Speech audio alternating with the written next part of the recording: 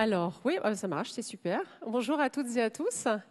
Écoutez, je vais vous partager en toute humilité une expérimentation qu'on mène depuis plusieurs années à la Banque Populaire Grand Ouest. Donc, nous, on dit BP Go et pas BP Géo. Je trouve ça plus dynamique.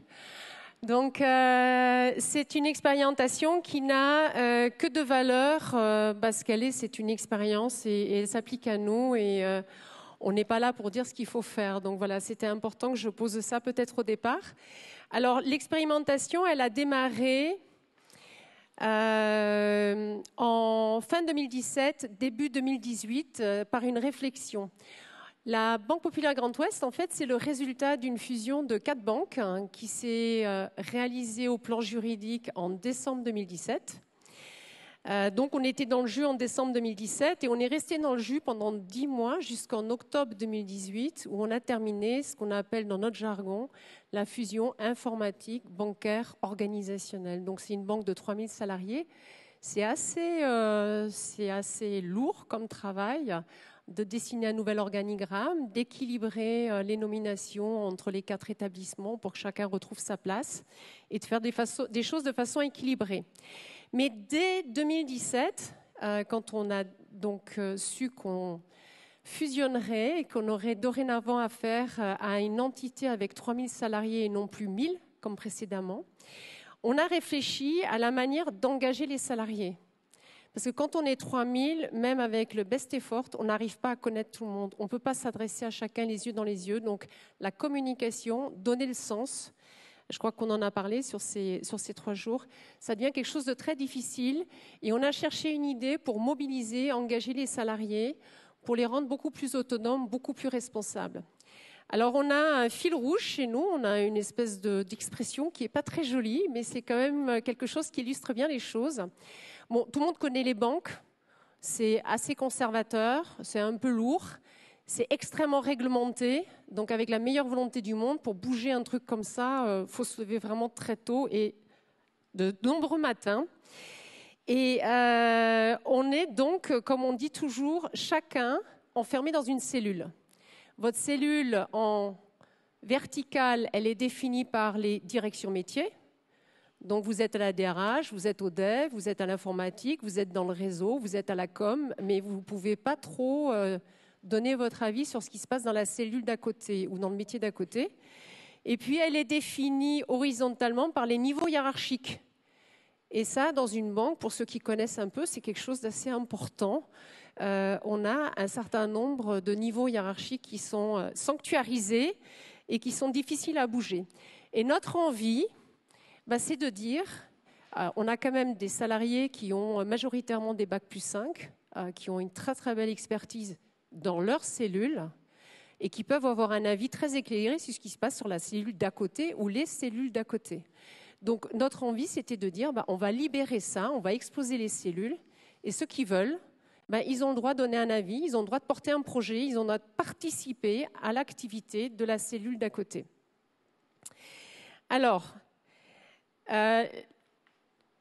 donc ça c'est juste une référence, c'est un jalon qui a duré toute l'année 2018 parce qu'effectivement quand on a dit ça, comment on fait ? Comment on fait pour exposer la cellule ? Comment on fait pour inviter les salariés à aller voir dans les cellules d'à côté, dans les directions métiers d'à côté ? Comment on fait surtout, ça c'est super important, pour expliquer aux directeurs des risques, des ressources humaines, du réseau, du dev, qu'ils ont intérêt à écouter ce que vont leur dire les collègues des autres directions métiers, parce que chacun est très jaloux de son expertise, très content de son expertise. Donc, on a cherché du côté des entreprises libérées, mais les entreprises libérées, pour ceux qui connaissent le concept, ça va très très bien pour une start-up, surtout quand elle est jeune ou qu'elle se crée. C'est très difficile quand on est une banque qui a 100 ans, c'est juste pas possible. Donc, on a trouvé l'inspiration, c'est très original, on l'a trouvé au Maroc, à l'Office chérifin des phosphates. Alors, 2 mots là-dessus. Le Maroc, c'est une société très hiérarchisée, très cloisonnée. Donc, ça nous allait bien parce que c'est le fonctionnement de notre banque, il est comme ça, il est très hiérarchisé. Et puis, l'industrie des phosphates, c'est une industrie qui est extrêmement réglementée parce que la manipulation, l'extraction, l'industrialisation des phosphates, c'est quelque chose qui est très dangereux. Donc c'est comme la manipulation des avoirs de nos clients, c'est quelque chose qui est très réglementé. Et l'Office chérifien des phosphates, c'est une entreprise qui est très, très moderne dans son système de management, avec beaucoup de participatifs, beaucoup de collaboratifs, beaucoup d'intrapreneuriat. Ils sont très en avance là-dessus. Et donc, on est parti, d'ailleurs, dans le courant de l'année qui a suivi, au Maroc, les visiter. On a été un certain nombre de membres du comité de direction générale, mais également des groupes de volontaires chez nous pour aller voir un petit peu comment ça se passait. Alors, la première pierre que nous avons posée chez nous, Banque Populaire Grand Ouest, c'est en décembre 2018. On s'est adressé à l'ensemble du comité de direction, 100 personnes, et on leur a dit, voilà, dorénavant, on autorise officiellement chaque salarié qui le souhaite à travailler sur une idée sur laquelle il a envie de travailler, qui l'intéresse, un projet qui l'intéresse, un sujet qu'il a envie de pousser, et même ceux qui n'ont pas d'idée, à rejoindre des groupes projets constitués par d'autres. Donc, on a lancé un appel à volontariat et on a eu plus de 100 volontaires qui ont démarré donc, ce qu'on a appelé Dynamigo. On a beaucoup de choses qui tournent en Go. Nous, on aime bien le Go, le Grand Ouest. Et cette dynamique, elle s'est lancée en janvier, donc avec un certain nombre de groupes qui se sont constitués librement. Zéro méthode, zéro règle du jeu, sauf deux. Il y en avait quand même deux. La première règle du jeu, c'est que les décisions resteraient prises par le comité exécutif. Donc, on a, à l'issue d'un travail, quelque chose qui est présenté au comité exécutif par le groupe de volontaires. C'est en général très valorisant, c'est super bien vécu. Et évidemment, on a préparé le comité exécutif à la bonne attitude et à la bonne posture. Donc ça, c'est la première règle. Et la deuxième règle, c'est qu'avant de passer en comité exécutif, on demande au groupe, en fonction de leur sujet, de passer la tête dans toutes les directions qui doivent être visitées, qui doivent donner un avis. Par exemple, vous avez une nouvelle offre, vous avez un nouveau process, vous avez un nouvel outil. Il faut aller voir la direction projet solution, il faut aller voir la direction des risques, la direction de la conformité, il faut aller voir un certain nombre de directions pour que cette direction puisse donner un go. C'est extrêmement important que le projet soit validé et robuste avant de passer en comité exécutif pour qu'on ait le plus de chances d'aboutir. À part ça, zéro règle du jeu. Ils s'organisent comme ils veulent. Il y a un directeur de projet ou pas. En général, c'est des référents. Il y a une méthode ou pas. Alors, on les forme, on les accompagne. Mais ils sont totalement libres de leur mouvement. Et il n'y a pas de délai non plus. Dans nos groupes librement constitués d'innovation participative, ils peuvent mettre 3 mois comme ils peuvent mettre 1 an et demi. Alors, on aime bien que ça tourne autour de 6 mois, 1 an.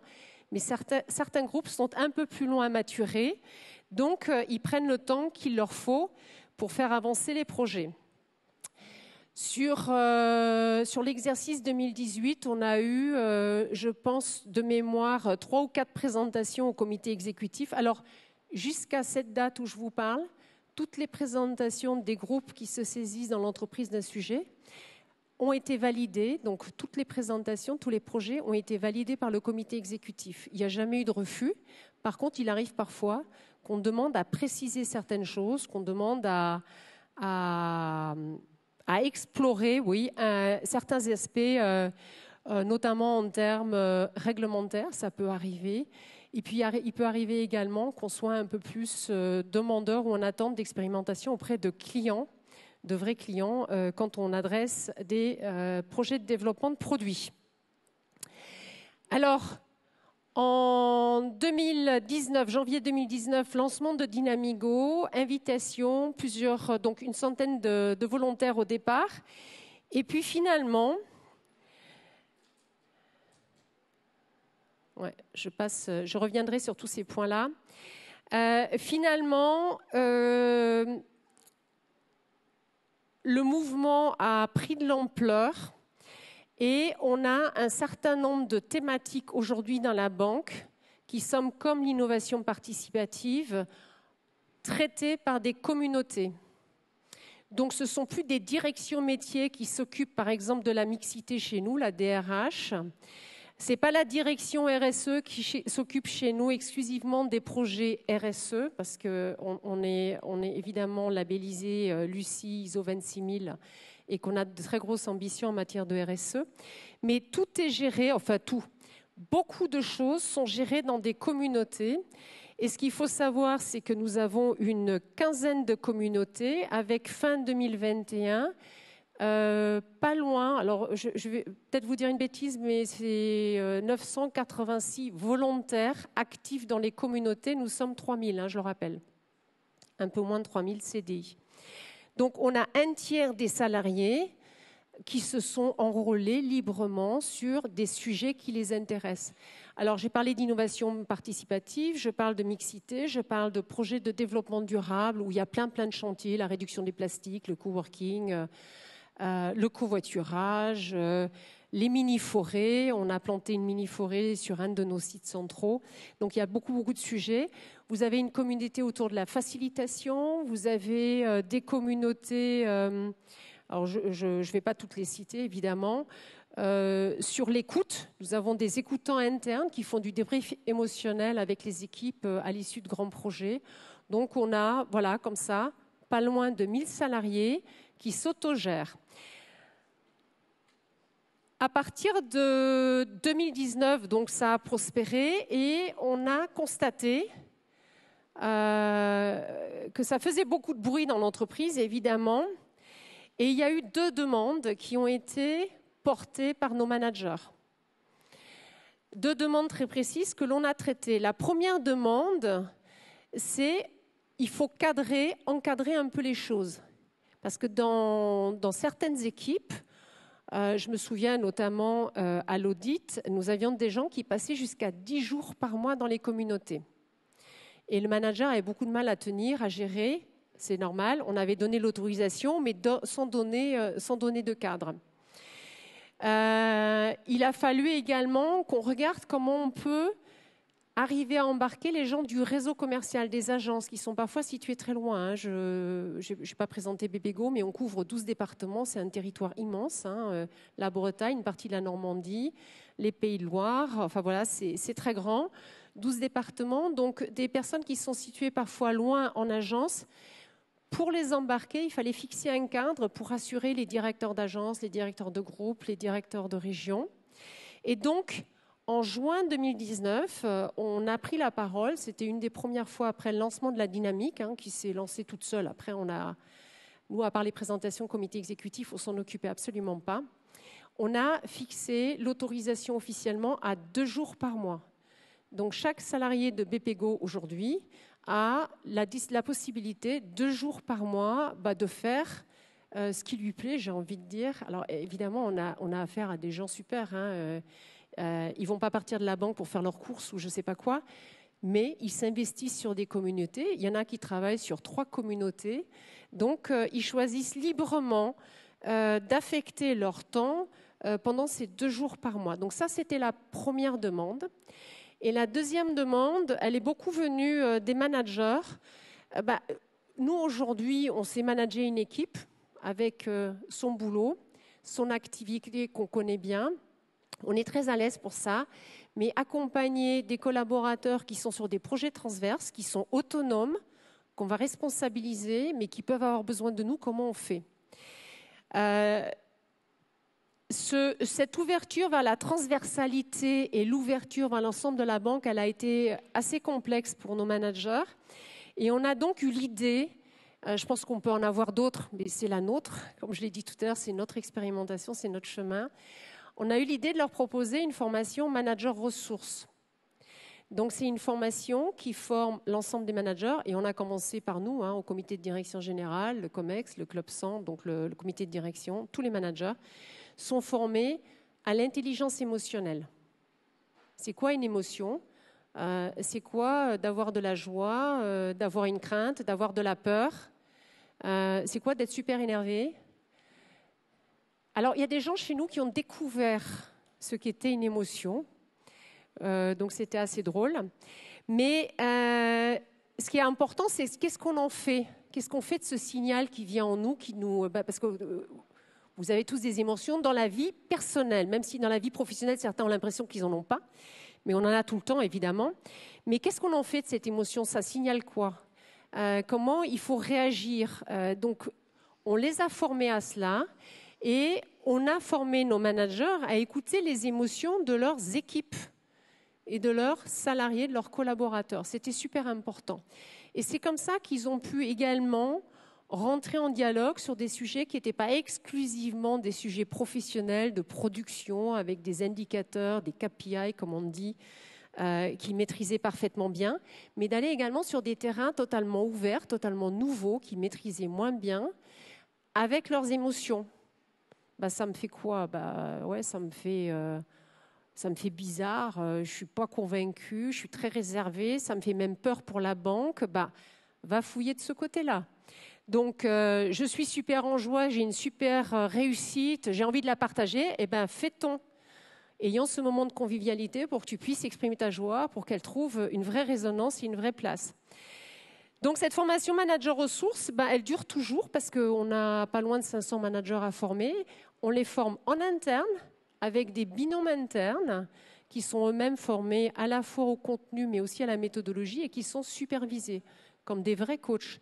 C'est une formation qui dure 6 mois, c'est 1 jour par mois et c'est donc une formation qui vise à transformer petit à petit nos managers et à les rendre plus ouverts pour accompagner la transversalité et l'innovation participative. Alors, au milieu, vous avez du chemin, vous avez l'élaboration du projet d'entreprise Let's Be. On aime bien les anglicismes, je ne sais même pas vous dire pourquoi, mais c'est comme ça. On a en 2020, donc période Covid, vous vous souvenez, c'est pas si loin que ça, tout le monde le sait forcément ici. Période Covid, tout s'est arrêté. Alors bon, c'est vrai qu'on est un peu originaux, donc nous on a décidé, pendant que tout le monde s'arrêtait, on allait travailler sur le projet d'entreprise. Mais on ne l'a pas fait en chambre, on ne l'a pas fait seul. On l'a fait avec des volontaires dans l'entreprise. On a identifié plusieurs dizaines de talents qui n'avaient pas forcément d'ailleurs un rôle managérial ou un rôle de direction dans l'entreprise, mais qui avaient des idées qu'on avait repérées comme étant créatifs, disruptifs, parfois un peu rebelles. Même si ça peut paraître bizarre, mais de temps en temps, dans certaines phases de l'entreprise, c'est intéressant aussi de capter ceux qui vont vous dire sincèrement « Non, moi, je ne suis pas d'accord, je verrai les choses autrement ». Et quand on travaille sur un projet d'entreprise, c'est là où cette capacité de confrontation, elle est super intéressante. Et on a mobilisé tous ces salariés pendant 1 an. On a mobilisé évidemment l'ensemble de nos managers, nos administrateurs, beaucoup de clients sociétaires chez nous, pour travailler sur ce projet d'entreprise. Alors, je ne vais pas vous parler du projet d'entreprise, il n'est pas intéressant dans le cadre de ce qui nous intéresse ici. Ce qui est intéressant, c'est qu'en janvier 2021, après cette année d'élaboration, on s'est adressé, janvier 2021, confinement. Donc on avait une permission, une autorisation spéciale de la Directe. On a réuni les 3000 salariés sur leur poste de travail en équipe et on leur a présenté nos 6 ambitions stratégiques. Alors, les ambitions stratégiques de la banque, et je peux vous dire que ce côté très participatif, collaboratif, ça les rend géniales, ces ambitions. Elles sont ultra robustes, elles sont très pertinentes et elles vont résister un petit peu au temps. Sur ces 6 ambitions, on avait fixé avec le conseil d'administration, avec un certain nombre d'équipes chez nous, on avait fixé des indicateurs pour se dire dans 3 ans, il faut qu'on soit comme ci, comme ça. Bon. Et c'est tout ce qu'on avait à ce moment-là. Ensuite, ambition, par exemple, grandir en professionnalisme, devenir une great place to work, devenir une banque référente sur l'accompagnement des transitions. Ça, c'est la 3e ambition. On en a 6 comme ça. On a réuni sur une journée complète des groupes avec des directions métiers, avec des salariés, comme je les ai appelés tout à l'heure, les talents de l'entreprise. Des salariés qui étaient repérés comme étant talentueux à potentiel, mais pas forcément avec un rôle d'expert ou de management dans l'entreprise. On les a réunis sur une journée, sur une ambition. On a fait 6 journées comme ça. Et on leur a dit, voilà, ça c'est l'ambition. Ça c'est la cible où on veut être, les indicateurs où on veut être de réussite dans 3 ans. Qu'est-ce qu'il faut faire? C'est quoi les chantiers qu'il faut définir et mener pendant tout ce temps-là. On a quelqu'un qui parle un peu fort au balcon, mais ce n'est pas grave.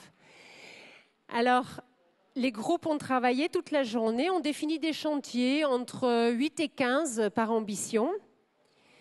Et à la fin de la journée, ce qui a été super intéressant, et c'est là où je veux en venir, parce que là, on a été très surpris, et d'ailleurs, on a mis quelques semaines à le comprendre, parce qu'on ne l'avait pas vu tout de suite. On a dit sur cette dizaine, quinzaine de chantiers, sur chaque ambition en fin de journée, qui prend? Et là, on n'est plus dans une communauté. On n'est plus dans un truc libre, sans méthode, sans imposition de délai.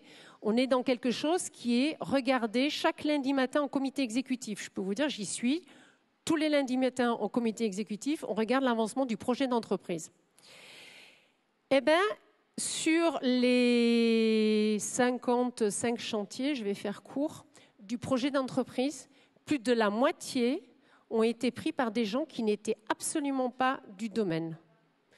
C'est un exemple que je cite parce que je le connais très bien. On a un directeur de centre d'affaires entreprise, donc un directeur commercial du réseau qui a pris un sujet RH. On a des gens de la transformation qui ont pris des sujets extrêmement commerciaux de développement qui aident. Donc, on a plus de 50% des projets qui ont été confiés, pour lesquels ils ont demandé à être désignés porteurs de projets, qui ont été pris par des non-experts. Alors pourquoi je raconte ça? C'est parce que d'une impulsion de départ où on a invité nos salariés à s'inscrire dans des communautés, on ne les a pas appelées communautés fin 2018, ça s'est appelé comme ça progressivement en 2020, mais de cette invitation à se mobiliser volontairement sur des chantiers sur lesquels il n'y avait pas d'objectif précis, ces sujets qu'ils pouvaient choisir, finalement est né un état d'esprit, un ADN agile, innovant, collaboratif, transversal. Et les gens se sont sentis autorisés à prendre des sujets stratégiques qui ne sont pas les leurs au quotidien. Et ça nous a surpris très sincèrement. Quand j'en ai pris conscience, quelques semaines après, je crois qu'il m'a fallu à peu près 2 mois pour comprendre en fait, qu'il y avait plein de porteurs de projets, donc des vrais responsables de projets stratégiques, chantiers stratégiques qui n'étaient pas des gens du métier. On a bien consolidé l'accompagnement. Donc on a une petite équipe d'organisateurs ultra pointus, ils sont 3, qui gèrent des méthodes de projets complexes, qui sont en soutien. Ils ne font pas le boulot, mais ils sont en soutien, ils guident, ils challengent. Et ils font la formalisation parce que ce ne sont pas nécessairement des gens formés à la direction de projet, ce n'est pas des organisateurs, ce sont des gens comme, j'allais dire comme vous et moi. Je ne sais pas qui vous êtes, mais moi je ne suis pas une super pro de la direction de projet. Donc voilà, on a donc mis en place 3 experts qui les accompagnent de loin, qui leur permettent de préparer les présentations pour le comité exécutif du lundi. Et aujourd'hui, voilà, on a sur notre dernière enquête interne, parce qu'on a 1 à 2 enquêtes internes qui sont déroulées chez BPGO, on a vraiment un très gros, pas un plébiscite, mais en tous les cas, une déclaration des salariés très unanime sur le fait que les gens sont autorisés à être acteurs, à s'engager, qu'ils sont invités à le faire, qu'on est donc, comme je le disais tout à l'heure, une boîte extrêmement agile, innovante, que le droit à l'erreur, ce n'est pas un simple énoncé, c'est une réalité chez nous, et que tout le monde finalement a sa place. Et ça, c'est le slogan de notre campagne employeur. Mais voilà, donc c'est quelque chose qui nous fait très plaisir. 2 choses sur la fin qui sont importantes. Après la fusion, là je vais parler au cerveau gauche, vous savez, le cerveau rationnel. Après la fusion, évidemment, on s'est fixé des objectifs d'efficacité, de performance. On a donc décidé, on a accompagné la suppression de 15% des postes chez BPGO parce qu'on avait des postes en trop. Quand on fusionne 4 banques, je vais faire court, mais on a 2 DRH en trop, on a 2 directeurs du dev en trop, voilà, on avait beaucoup de postes en trop. On a optimisé les implantations, on a optimisé le schéma de distribution, les implantations réseau, etc. On a supprimé pas loin de 500 postes. Et je peux vous dire aujourd'hui que Malgré cette suppression de 500 postes, on a des gens à un niveau d'engagement qui est super top, qui est hyper élevé. On a le taux d'absentéisme le plus bas de notre groupe Banque Populaire Caisse d'Épargne. Donc ça, on peut se mesurer. Et on a, j'espère, des gens épanouis. Et j'en veux pour preuve, parce que ça, c'est des chiffres très récents. Vous savez que la grande démission, c'est le fameux phénomène états-unien qui sévit en 2021. Elle est en train d'arriver en France. Au premier trimestre 2022, nos banques consoeurs sur la région, je ne les cite pas, vous les connaissez, hein, nos consoeurs, elles ont perdu en 3 mois, elles ont enregistré en 3 mois autant de démissions que sur toute l'année 2021. Dans notre groupe, dans d'autres banques populaires, dans d'autres caisses d'épargne ailleurs, c'est pareil. Il y a un niveau de démission au premier trimestre qui est énorme. La ressource rare pour nous, ce n'est pas le pétrole, ce n'est pas le bois, ce n'est pas le composant électronique. Pour nous, c'est les hommes et les femmes qui font tourner la relation au client. Hein. Eh bien, chez nous, ce n'est pas génial, mais c'est quand même vachement mieux. On a sur 4 mois un peu moins de la moitié des démissions de 2021. Donc, on a un ratio qui est beaucoup plus faible. Je ne sais pas vous dire aujourd'hui, à l'heure où je vous parle, si c'est lié à notre objectif de devenir la great place to work, mais peut-être. En tous les cas, moi ça me fait rêver et j'espère que ce sera ça. Et en tous les cas, on continue sur cette route jusqu'à ce qu'on nous défausse ou qu'on nous dise que ce n'est pas bon. Voilà ce que je peux vous dire. Je ne sais pas si ça appelle des questions. Merci beaucoup, Othé. On va prendre...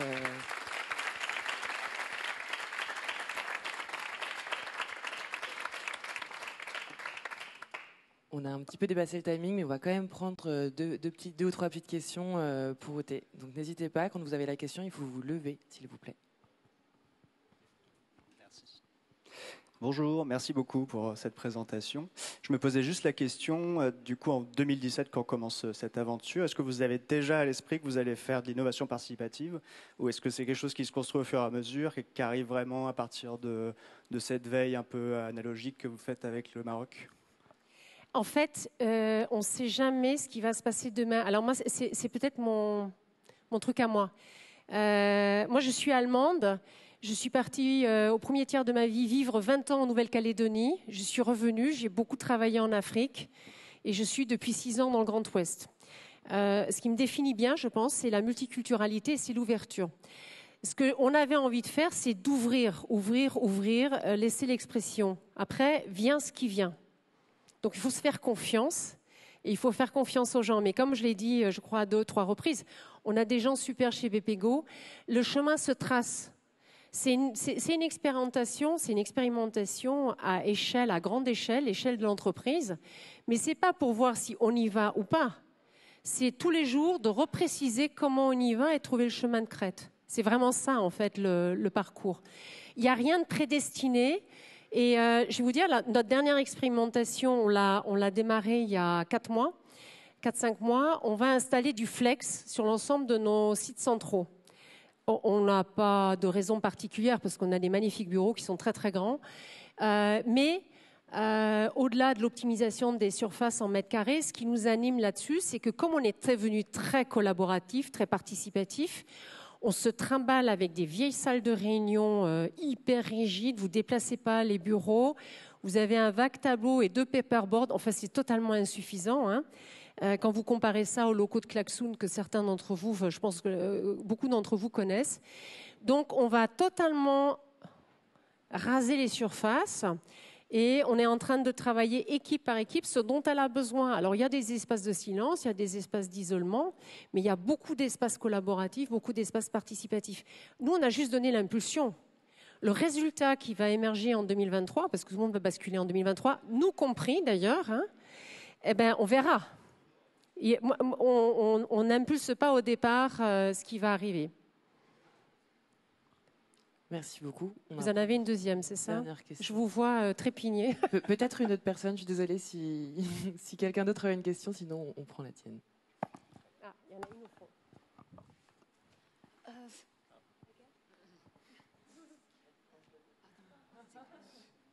C'est trop gentil, merci. Merci beaucoup.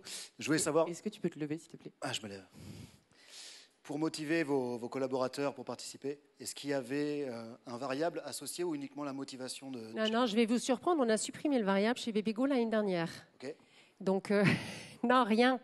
On leur a juste dit, si vous avez envie de travailler sur un sujet à plusieurs et que vous avez envie de faire quelque chose, de contribuer à faire évoluer un process, un outil, un environnement de travail, il y en a beaucoup qui travaillent sur leur environnement de travail, faites-le. Vous êtes autorisé à le faire, donc comme je le disais, 2 jours par mois. Et en fait, ils se mobilisent tout seuls. Mais ils se mobilisent tout seuls sur leur sujet, mais ils sont aussi vachement engagés sur leur quotidien, sur ce qui correspond à leur fonction dans la banque. Donc en fait, c'est gagnant-gagnant. Donc eux, ils font des choses qui leur plaisent énormément, qui leur correspondent, ils choisissent, mais par ailleurs, ils sont beaucoup plus engagés. Mais non, il n'y a rien eu. On n'a rien donné. Je crois qu'on n'a même pas distribué. Vous savez, on a été très contraints par le Covid, donc on a fait très peu même de jus de pomme et de chips en fin de journée pour célébrer les réussites. Donc il y a eu très peu de choses. Par contre, on les valorise évidemment dans nos réseaux sociaux internes. La com est extrêmement présente pour valoriser les choses. Mais on n'a rien donné aux individus. Super. Merci beaucoup, Oudé, pour cette très belle présentation. Merci.